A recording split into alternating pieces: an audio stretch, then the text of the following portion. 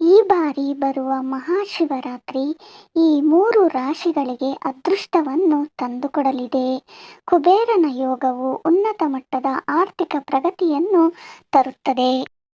ವೃಷಭ ರಾಶಿ.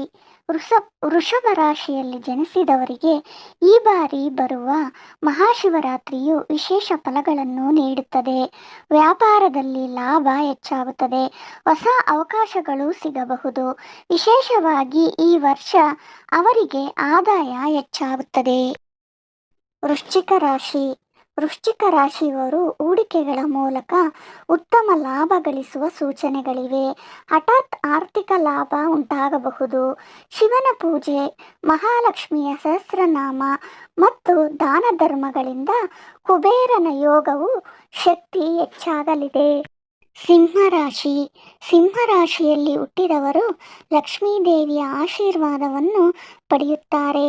ಸ್ಥಿರಾಸ್ತಿ ಖರೀದಿಸುವ ಸಾಧ್ಯತೆ ಇದೆ. ಕುಬೇರನ ಯೋಗದಿಂದಾಗಿ ಅವರು ಅನಿರೀಕ್ಷಿತ ಆಸ್ತಿಯನ್ನು ಪಡೆಯಬಹುದು. ಸ್ನೇಹಿತರೆ, ಈ ವಿಡಿಯೋ ಇಷ್ಟವಾದರೆ ಲೈಕ್ ಮಾಡಿ, ಶೇರ್ ಮಾಡಿ, ಸಬ್ಸ್ಕ್ರೈಬ್ ಮಾಡಿಕೊಳ್ಳಿ. ಮುಂದಿನ ವಿಡಿಯೋದಲ್ಲಿ ಸಿಗೋಣ. ವಿಡಿಯೋ ನೋಡಿದ್ದಕ್ಕಾಗಿ ಧನ್ಯವಾದಗಳು.